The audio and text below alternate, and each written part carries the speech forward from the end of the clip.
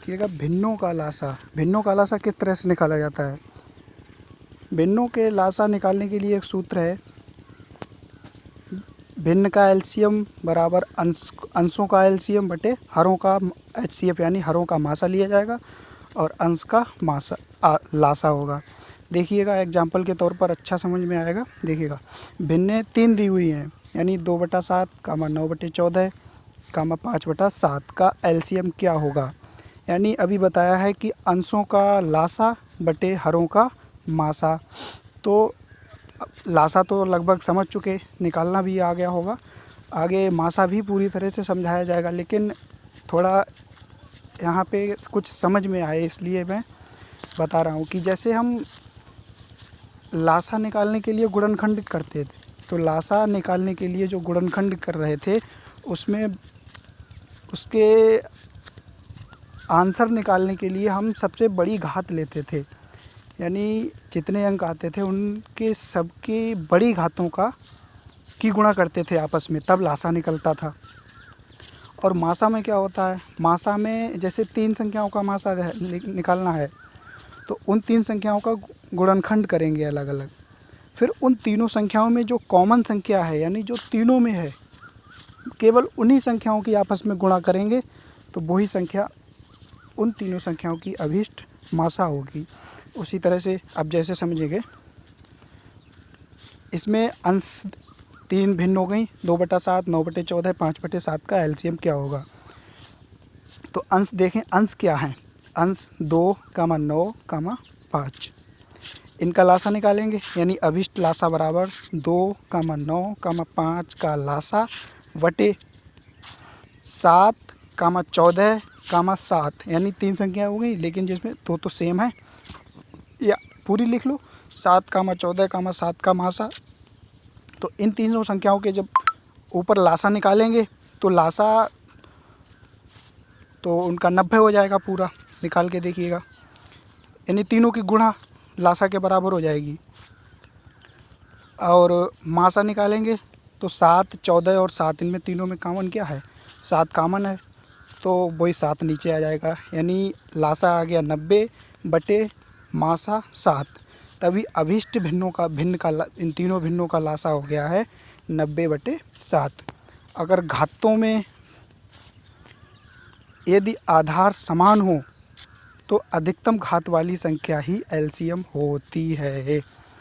जैसे समझेंगे 2 की पावर 6, 2 की पावर 5, फिर 2 की पावर 6, 2 की पावर 8, यानी आधार समान है। दिया हुआ है कि आधार समान हो तो जो संख्या जिस संख्या की घात अधिकतम होगी वही अधिकतम संख्या वाली लासा होगी। जैसे 2 की पावर 5, 2 की पावर 6, 2 की पावर 8, तो इसका लासा क्या हो जाएगा? अधिकतम घात वाली, यानी 2 की पावर 8। अगला एग्जाम्पल 3 की पावर -5, 3 की पावर -8, 3 की पावर -11। तो इसमें सबसे बड़ी घात कौन सी है? सबसे बड़ी घात है -5, क्योंकि नेगेटिव में जिस संख्या नेगेटिव अगर किसी छोटी संख्या से पहले नेगेटिव का चिन्ह लगा हुआ है, जैसे -3 और -5, तो इसमें बड़ी संख्या कौन सी है? -3। तो उसी तरह से नेगेटिव में जो छोटी संख्या होती है दिखने में, नेगेटिव चिन्ह लगा हुआ है तो जो संख्या दिखने में छोटी लगती है रियलिटी में वही बड़ी होती है। इसी तरह -5, -8, -11 में सबसे बड़ी कौन सी है? बड़ी घात कौन सी है? -5। तो इसीलिए इसका लासा हो जाएगा 3 की पावर -5। बीजगणित का लासा किस तरह से निकाला जाता है? बीजगणितीय व्यंजकों का लासा देखिएगा। बीजगणितीय व्यंजक जैसे जो व्यंजक दिए हुए हैं उसमें x, y, z, a, b, c कुछ भी हो सकते हैं। तो लासा के लिए जिस तरह हम ऊपर देखते थे कि गुणनखंडों की सबसे बड़ी घात ली जाती थी, उसी तरह इसमें कुछ खास अलग नहीं होता है, उसी तरह से ही होता है। उसमें अंकों की बड़ी घात ली जाती थी, इसमें बीजगणितीय व्यंजकों की बड़ी घात ली जाती है। जैसे दिया हुआ है एग्जाम्पल 8 में देखिएगा, x² yz, x y² z, x की पावर 3, y की पावर 3, z की पावर 2। तीनों में देखिए कि x की सबसे ज़्यादा घात किस में है? x की सबसे बड़ी घात किस में है? और कितनी है, x की सबसे बड़ी घात x की पावर 3 है, तो वो हो गया। y की सबसे बड़ी घात y की पावर 3 हो गया। z की सबसे बड़ी घात z², तो वही सबसे बड़ी घातें लिख ली। फिर अभिष्ट लासा लिखते टाइम वही बड़ी घातों वाली व्यंजक लिख दिए जाएंगे। तो अभिष्ट लासा x की पावर 3, y की पावर 3, z की पावर 3। इसी तरह आगे वो क्वेश्चन दिए हुए हैं। और आगे क्वेश्चन एग्जाम्पल नंबर 10 देखिएगा। a माइनस वी का स्क्वायर होल स्क्वायर तथा a² माइनस b² का लासा। अब आप कह रहे हैं कि अब देखिएगा a माइनस बी का होल स्क्वायर का मतलब a माइनस बी 2 बार, इस a माइनस बी की 2 बार गुणा की है, a माइनस बी ब्रैकेट 1 फिर गुणा a माइनस बी, ठीक है। अब a² माइनस b² को हम वो वर्गांतर सूत्र लग जाता है, यानी 2 वर्गों का अंतर है ना इसमें। वर्गांतर क्या होता है? वर्गों का अंतर, 2 संख्याओं या 2 व्यंजकों के वर्गों का अंतर वर्गांतर कहलाता है। तो वही इसमें 2 व्यंजक हैं a और b, दोनों के वर्ग हैं और उनके बीच अंतर है, तो ये वर्गांतर हो गया। वर्गांतर सूत्र होता है जैसे a² माइनस b², तो इसको जब मतलब ओपन करेंगे तो a plus B a minus B वर्गांतर सूत्र में एक बार दोनों व्यंजक जोड़ लिए जाएंगे, एक ब्रैकेट में और एक ब्रैकेट में घटा दिए जाएंगे। तो इसी तरह से आगे फार्मूला खोला गया है इसका, a plus B a minus b. अब देखते हैं कि सबसे बड़ी घात, तो लासा में सबसे बड़ी घात ली जाती है, तो a माइनस बी का होल स्क्वायर इसमें है, इसमें केवल a माइनस बी है, तो whole square a minus b से a माइनस बी, उस पर कुछ एक भी घात नहीं है, तो इसका मतलब कितनी है, 1 घात है। और a माइनस बी का होल स्क्वायर का मतलब इसमें 2 घात है, तो बड़ी घात हो गई a माइनस बी का स्क्वायर। तथा बचा कितना, a प्लस बी। गुणनखंड लिए सारे जाएंगे लेकिन बड़ी घातें ली जाएंगी, तो वही हो गया a plus b into a minus b का होल स्क्वायर। आगे देखते हैं महत्तम समावर्तक यानी मासा किसे कहते हैं। 2 या 2 से अधिक संख्याओं का मासा वह बड़ी से बड़ी संख्या होती है जिससे दी हुई संख्याएं पूर्णतः विभक्त हो जाएं। जैसे 2 संख्याएं दी हुई हैं, कोई भी 2 संख्याएं दी गई हैं तो उनका हमें मासा निकालना है। तो उन संख्याओं का मासा वह एक अभीष्ट संख्या होगी जिस संख्या से दोनों संख्याएं पूरी कट जाएंगी, ठीक है। लासा क्या होता था, लासा ये होता था कि 3 संख्याएं दी हुई हैं तो तीनों संख्याओं से एक ऐसी संख्या बनेगी जो संख्या उन तीनों संख्याओं से विभाजित हो जाएगी पूरी। लासा में होता था कि एक 3 संख्याओं का लासा निकालना होता था, तो 3 संख्याओं से एक ऐसी संख्या बनाई जाती थी जो संख्या उन तीनों से विभाजित हो जाती थी। और मासा में ये होता है कि अगर 3 संख्याएं दी हुई हैं तो उन 3 संख्याओं से एक ऐसी संख्या बनाई जाती है जिस संख्या से ये तीनों संख्याएं विभाजित हो जाती हैं। बस इतना ही अंतर है। देखिएगा अपवर्तक, इसमें अपवर्तक यानी किसी संख्या को एक से अधिक गुणनखंडों के रूप में तोड़ा जा सकता है। जैसे हाँ, एक से अधिक गुणनखंडों में तोड़ा जा सकता है, लेकिन अभाज्य संख्याओं को नहीं तोड़ा जा सकता है। केवल तोड़ा उन्हीं संख्याओं को जा सकता है जो संख्याएं भाज्य हैं, यानी कि भाज्य हम पढ़ा चुके हैं, यानी 2 यानी स्वयं एवं 1 के अतिरिक्त किसी अन्य संख्या से विभाजित हो जाती हैं। जैसे 15 है, 15 को 15 गुणा 1 या 5 गुणा 3 में किसी तरह से तोड़ा जा सकता है, ऐसी 45 को। तो ये अपवर्तक हो गए। मासा ज्ञात करने की 2 विधियाँ हैं, गुणनखंड विधि छोटी संख्याओं हेतु और भाग विधि है बड़ी संख्याओं हेतु। मतलब गुणनखंड विधि को हम छोटी संख्याओं में उनके छोटी संख्याओं के गुणनखंड आसानी से हो जाते हैं, तो इसलिए छोटी संख्याओं हेतु इसमें लिख दिया गया। अब गुणनखंड विधि देखते हैं। सर्वप्रथम संख्या को छोटे भागों में तोड़ लेते हैं, यानी छोटे भागों में गुणनखंड कर लेते हैं। जिस प्रकार लासा निकालते टाइम हमने लासा निकालते हैं तो स्टार्टिंग कहाँ से करते हैं, स्टार्टिंग करते हैं कि जो संख्याएं दी हुई हैं उन्हें छोटे टुकड़ों में तोड़ते हैं, छोटे गुणनखंडों में तोड़ लेते हैं। उसी तरह से इसमें भी छोटे गुणनखंडों में तोड़ा जाएगा। फिर क्या करते हैं, फिर इसमें केवल गुणनखंडों में तोड़ लिया। फिर हम ये देखते हैं कि जैसे तीन संख्याओं का मासा निकालना है तो उन तीनों संख्याओं को गुणनखंडों में तोड़ लेंगे। अब उन तीनों संख्याओं में ये देखते हैं कि उनमें कौन कौन सी संख्याएं कॉमन है। जैसे आंसर एग्जाम्पल देखिएगा, 18, 30 और 42 का मासा 18 के गुणनखंड हो गए 2 गुणा 3 गुणा 3, 30 के गुणनखंड हो गए 2 गुणा 3 गुणा 5, 42 के गुणनखंड हो गए 2 गुणा 3 गुणा 7। इसमें कॉमन क्या है? तीनों में देखिएगा क्या कौन कौन सी संख्याएं कॉमन है। 2 कॉमन है और 3 कॉमन है। बस उभयनिष्ठ गुणनखंड निकाल लेंगे, उन्हीं की गुणा कर लेंगे, बस वही मासा हो गया। उभयनिष्ठ गुणनखंड हो गया 2 गुणा 3, अभिष्ट मासा हो गया 6। भागफल विधि, इस विधि से बड़ी बड़ी संख्याओं का मासा ज्ञात करते हैं, किंतु अब ये विधि परंपरागत तरह के प्रश्न लगभग नहीं पूछे जाते हैं। यानी इस विधि के प्रश्न लगभग नहीं पूछे जाते हैं या बहुत कम पूछे जाते हैं। फिलहाल विधि देख लीजिएगा। सर्वप्रथम संख्या से बड़ी संख्या में भाग देते हैं, यानी जो संख्या पहले दी हुई होती है उस संख्या से उससे बड़ी संख्या को भाग देते हैं। फिर मतलब तब तक उसे भाग देते रहते हैं शेषफल से, फिर दोबारा तब तक भाग देते रहते हैं जब तक शेषफल शून्य नहीं हो जाता है। फिर क्या करते हैं जो शेषफल जो अंतिम शेषफल आता है उससे द्वितीय भाजक में भाग देते हैं। जैसे 3 संख्याओं का मासा निकालना होता है, ठीक है, तो पहले 2 का निकाल लिया, फिर जो अंतिम भाजक आएगा मतलब जो शेषफल होगा वो आगे के लिए भाजक बन जाएगा। तो शेषफल जो अंतिम शेषफल होगा उस संख्या से जो बची शेष तीसरी संख्या को भाग दिया जाएगा, और ये तब तक भाग देते रहते हैं जब तक शेष शून्य ना हो जाए। इस प्रकार अंतिम भाजक ही मासा कहलाता है। आगे इसमें एग्जाम्पल में देखिएगा, जैसे 18, 30 और 42 का मासा, तो 18 से 30 को भाग दे रहे तो क्या हुआ, 18 एक बार लगा 12 आ गया, अब शेष कितना बचा 12। अब 12 शेष है, लेकिन अब 12 को भाज्य बना दिया मतलब भाजक बना दिया गया। अब 12 से 18 को भाग दिया जा रहा है, अब कितना बचा 6। अब 6 भाजक बन गया, अब 6 से 12 को भाग दिया, शेषफल 0 हो गया। अब शेषफल 0 हो गया तो इसमें पीछे कहा भी गया है कि अंतिम शेषफल कितना है 6, अंतिम शेषफल से बची हुई तीसरी संख्या को भाग देते हैं। तो 6 से 42 को भाग दे रहे हैं तो पूरी कैंसिल होगी, और अगर अभी पूरी कैंसिल ना होती तो इसे तब तक भाग देते जब तक शेषफल शून्य ना हो जाता।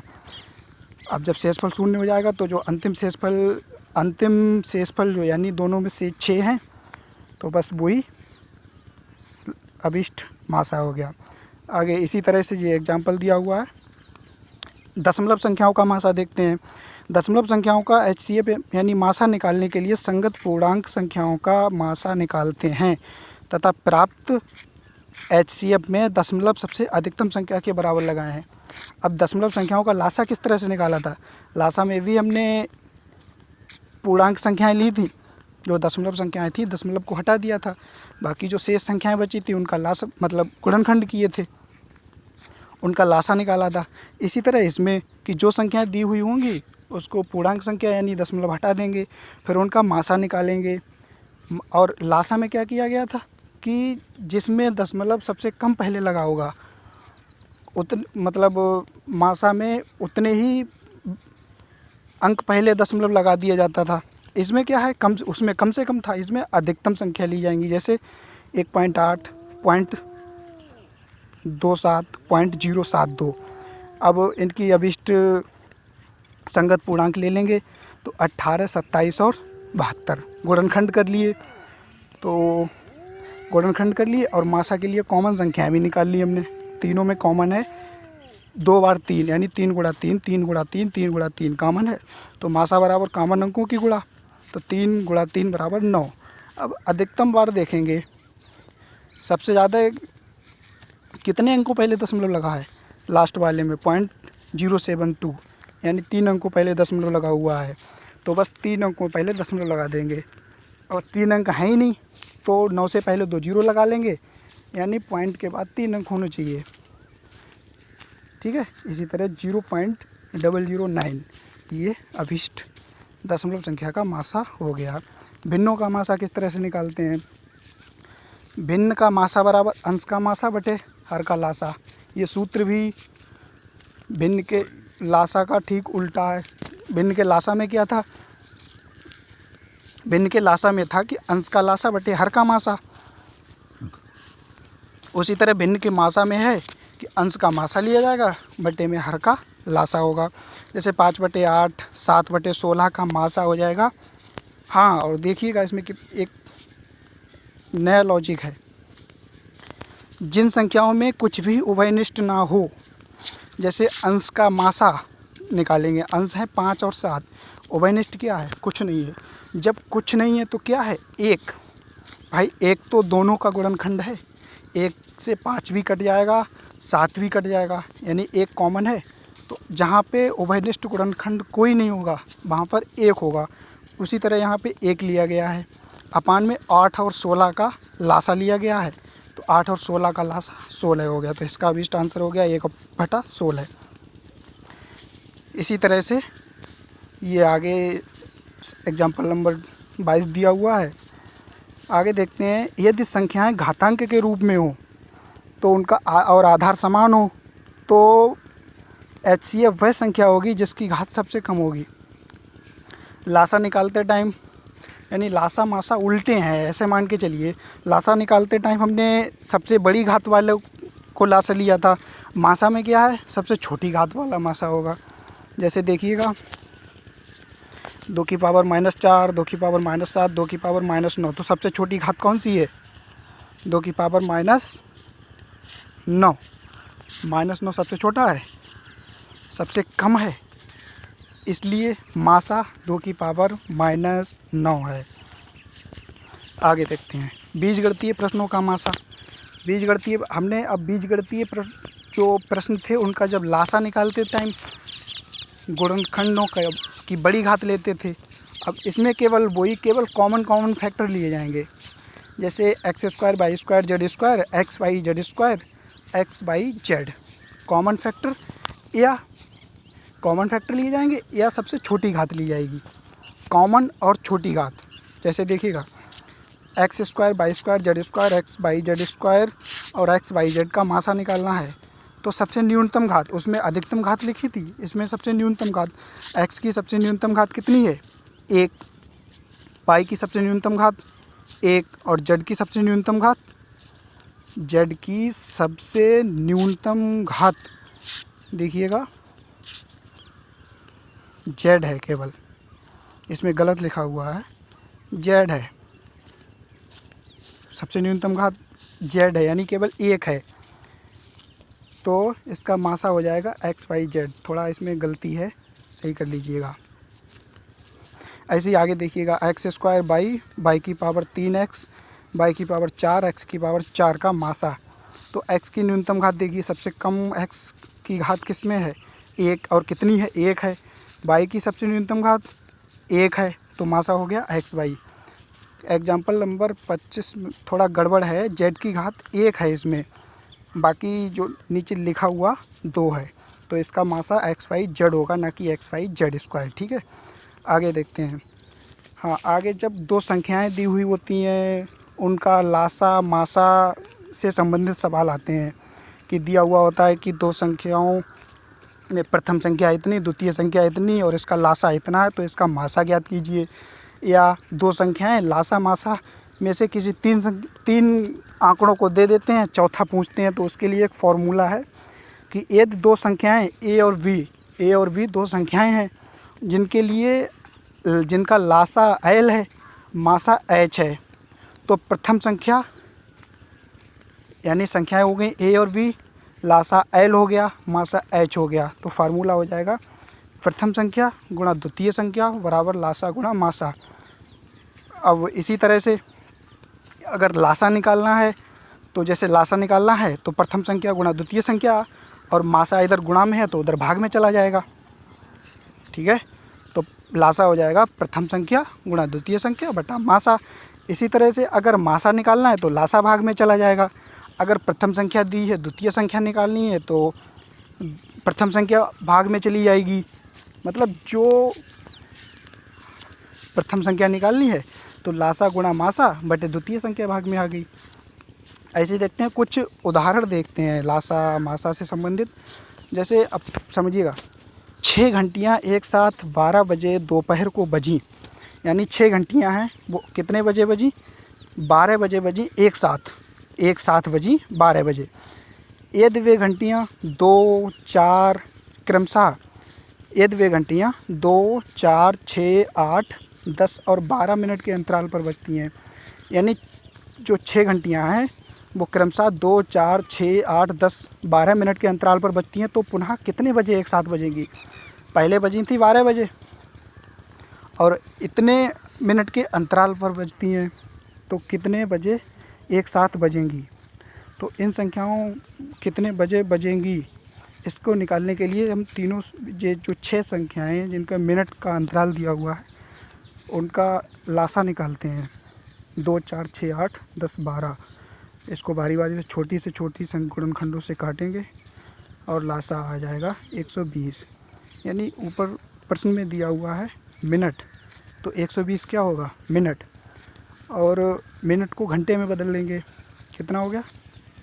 120 मिनट यानी 2 घंटा। अब पुनः एक साथ कब बजेंगी, यानी अंतर कितने का है?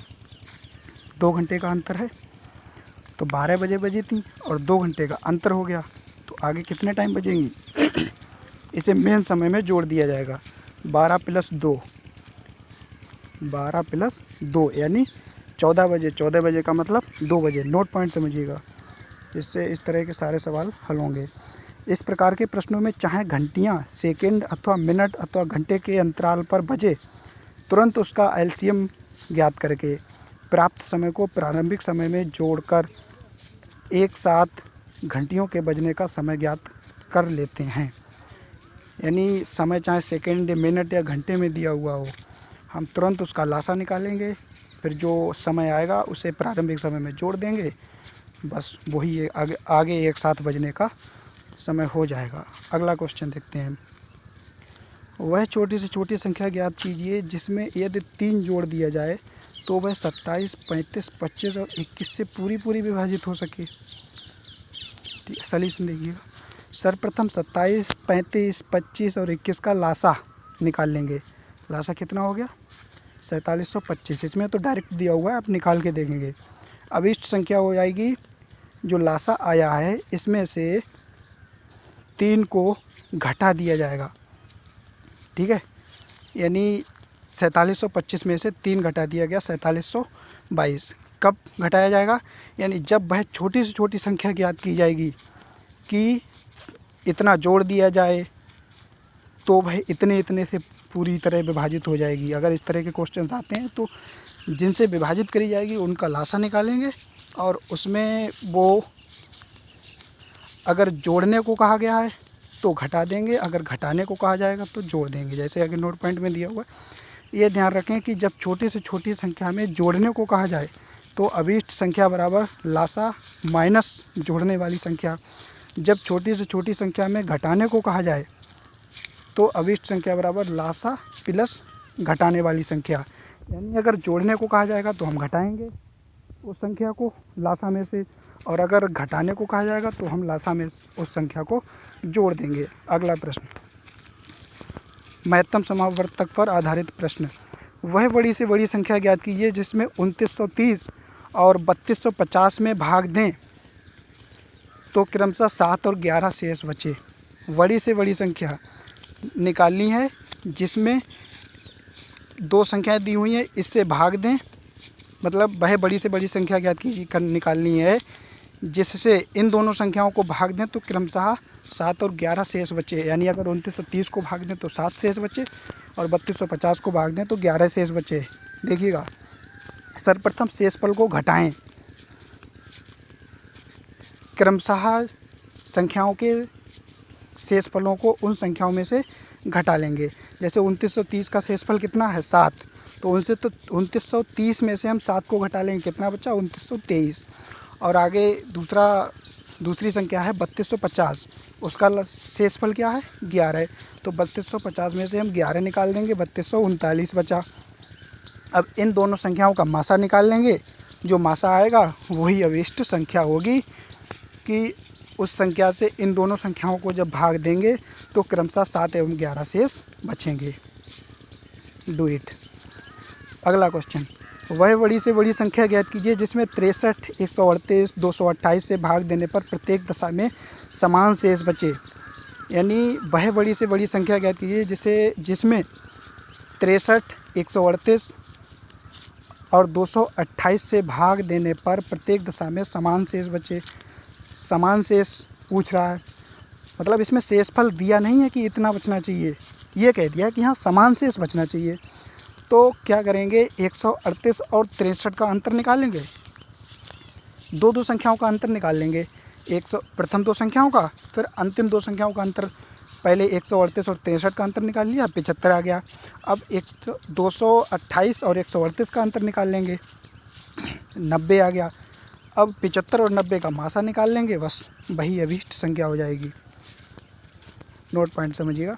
यदि शेषफल समान हो किंतु शेषफल दिया ना हो तो प्रथम व द्वितीय संख्या का धनात्मक अंतर, यानी बड़ी संख्या से छोटी संख्या को घटाएंगे, व द्वितीय व तृतीय संख्या का धनात्मक अंतर, इन दोनों अंतरों का मासा ही अभीष्ट संख्या होगी, जैसा कि ऊपर किया है। अगला क्वेश्चन, दो संख्याओं के मासा तथा लासा क्रमशः 264 तथा 44 हैं। प्रथम संख्या को 2 से भाग देने पर भागफल 44 प्राप्त होता है, तो दूसरी संख्या क्या है?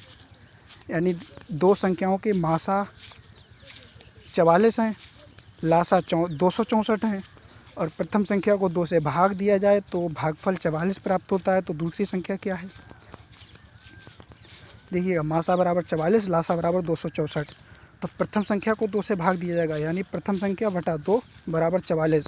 प्रथम संख्या के भाग में 2 है, जब उसे अगली साइड में ले जाएंगे तो जो बराबर की दूसरी तरफ ले जाएंगे, तो अगर बराबर की इस तरफ भाग में है तो बराबर की दूसरी तरफ गुणा में जाएगा। उसी तरह से प्रथम संख्या के भाग में 2 था तो 2 उस साइड गुणा में चला जाएगा। तो प्रथम संख्या बराबर 44 गुणा 2, तो कितनी हो गई प्रथम संख्या? 88। और दूसरी संख्या निकालनी है। आप देखो, मासा हो गया, लासा हो गया, प्रथम संख्या हो गई, दूसरी संख्या हो गई, तो दूसरी संख्या का फार्मूला लगा देंगे। दूसरी संख्या बराबर लासा गुणा मासा बटे प्रथम संख्या, यानी 264 गुणा 44 बटा 88 बराबर, इसको काटेंगे तो 264 बटा 2 132 आंसर आ जाएगा। आगे देखिएगा, वह जो छोटी से छोटी संख्या जिसे 4, 6, 8, 12 व 16 से भाग करने पर प्रत्येक दशा में 2 शेष बचे। इस तरह के अगर सवाल दिए हैं तो सीधे इन संख्याओं का लासा निकालेंगे। मतलब वह छोटी से छोटी संख्या जिसे इतनी संख्या से भाग किया जाएगा, तो हर संख्या से भाग करने पर शेषफल कितना बच रहा है? 2 बच रहा है, यानी शेषफल समान है, दोनों में 2 बच रहा है, समान है और दिया हुआ भी है। ठीक है, तो और छोटी से छोटी संख्या है तो लासा निकाल लेंगे। सबसे पहले लासा निकालेंगे। लासा आ गया 48, छोटी से छोटी संख्याओं से काटेंगे, फिर उन गुणनखंडों की आपस में गुणा कर लेंगे, यही लासा हो जाएगा। फिर अभीष्ट संख्या निकालते टाइम जो लासा आया है उस लासा में हम शेषफल को जोड़ देंगे। लासा आया 48, इसमें शेषफल 2 जोड़ दिए जाएंगे, तो 48 + 2 बराबर 50 आंसर हो जाएगा। अगला क्वेश्चन, वह बड़ी से बड़ी संख्या जिसे 63, 77 व 112 से भाग करने पर क्रमशः 3, 5 व 4 शेष बचे। तो इस तरह के सवाल अगर दिए हैं तो बारी बारी से संख्याओं में से इनके शेषफल को घटा लेंगे। जैसे 63 का शेषफल कितना है? 3, तो 3 घटा दिया जाएगा, 60 बचा। अब क्या है? 77 का शेषफल 5 घट गया, 5 घटा दिया, 72 बचा। 112 का शेषफल 4 घटा दिया, 108 बचा। संख्याएं क्या बची? अब कौन कौन सी संख्याएं बची शेषफल निकालने के बाद? 60, 72 और 108। इन तीनों संख्याओं का मासा निकालेंगे। 60 को छोटे छोटे गुणनखंडों में तोड़ लेंगे, 72 को गुणनखंडों में तोड़ लेंगे, 108 को गुणनखंडों में तोड़ लेंगे, और मासा इनका हो जाएगा सभी कॉमन संख्याओं का गुणनफल मासा हो जाएगा। तो अभीष्ट मासा बराबर 2 × 2 × 3 यानी 12। 12 मासा हो गया, बस यही अभिष्ट संख्या हो जाएगी। अब नोट पॉइंट देख लीजिएगा इसमें, जिन प्रश्नों में बड़ी से बड़ी संख्या पूछी जाए, यानी प्रश्न में बड़ी से बड़ी संख्या पूछने पर हमेशा मासा निकाला जाता है। अब जैसे क्वेश्चन में आ जाए कि बड़ी से बड़ी संख्या निकालिए, आपको नहीं समझ में आ रहा है तो इतना तो समझ में आना चाहिए कि अगर बड़ी से बड़ी संख्या कहा गया है तो इतना समझ लीजिए कि इसमें मासा निकाला जाएगा, ठीक है। छोटी से छोटी संख्या अगर पूछा जा रहा है तो लासा निकाला जाएगा। सवाल में कुछ भी ना समझ में आने पर इतना ज़रूर समझ में आ जाना चाहिए कि अगर बड़ी से बड़ी संख्या पूछा जा रहा है तो हमेशा मासा निकलेगा, और छोटी से छोटी संख्या पूछने पर हमेशा लासा निकाला जाएगा। तो उम्मीद है कि एलसीएम और एचसीएफ का टॉपिक लगभग क्लियर हो गया होगा, और मिलते हैं अगले टॉपिक